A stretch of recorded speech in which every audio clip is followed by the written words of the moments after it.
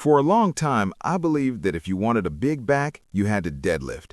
Heavy barbell, plates clanging, lower back screaming. That was the image burned into fitness culture. And if you're honest, you've probably believed it too. You walk into the gym, see someone pulling massive weight off the floor and think, that's how you build a back. But here's the uncomfortable truth most people don't want to admit. Many lifters deadlift for years, get stronger, and still end up with a back that looks flat, narrow, and underdeveloped. They feel exhausted after back day, but when they look in the mirror, nothing really changes, and that frustration builds quietly over time. You start wondering if your genetics are bad, if your back just doesn't grow, or if you're missing some secret exercise. What if the problem isn't your effort, your discipline, or your genetics? What if the problem is that deadlifts were never the best tool for building a bigger back in the first place?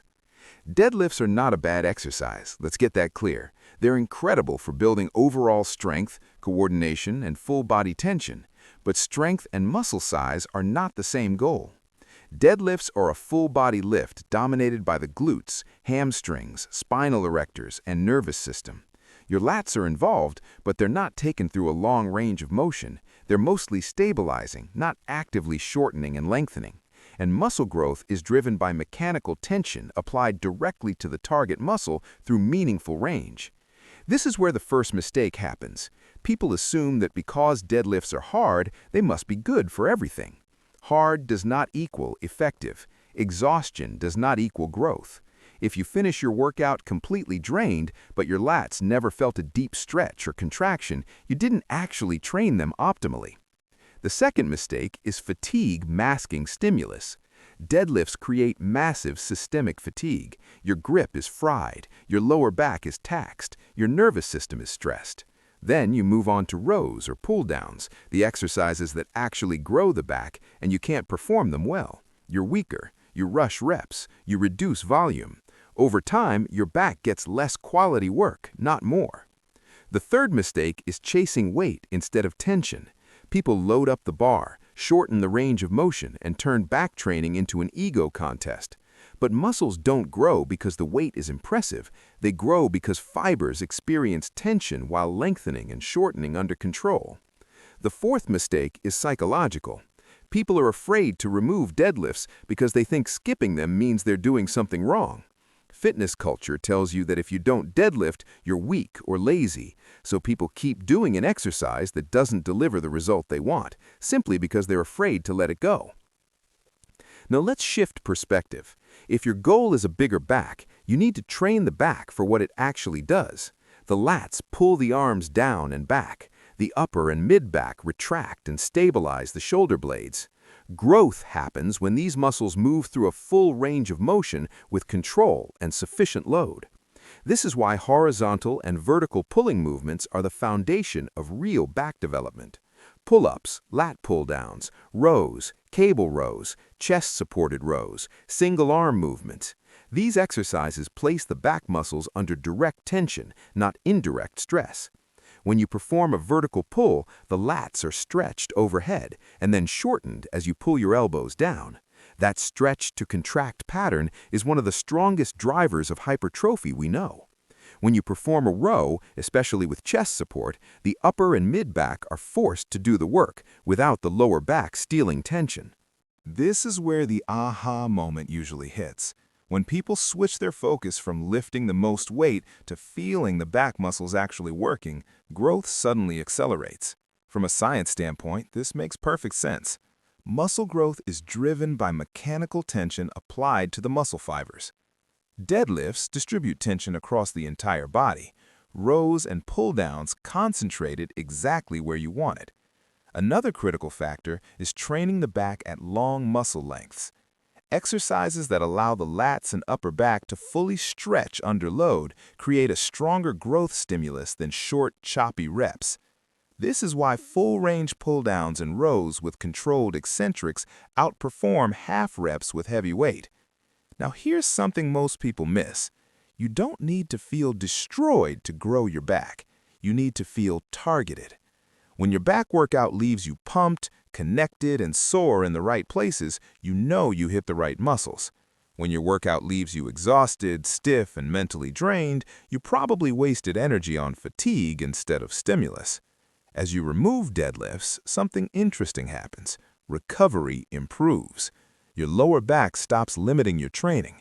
You can train your back more frequently. You can use better technique. You can add volume without feeling broken. And that consistency compounds fast. Now let's take this to the next level. One of the most powerful changes you can make is prioritizing back training early in your workout or early in the week. When you're fresh, you can actually control the weight, feel the stretch, and squeeze the contraction. Another key shift is letting go of grip ego. Grip strength often limits back training long before the back itself is fatigued. Using straps is not cheating, it's a tool. The goal of back training is not to build forearms at the expense of lats. The goal is to overload the back. Slowing down the eccentric phase is another game changer. Lowering the weight for 2 to 3 seconds increases time under tension and enhances muscle damage in a productive way. Fast reps look impressive, but slow reps build muscle. Training with intention matters more than training with intensity alone. This brings us to mind-muscle connection. Many people dismiss it as bro science, but EMG research consistently shows higher activation when lifters focus on the target muscle.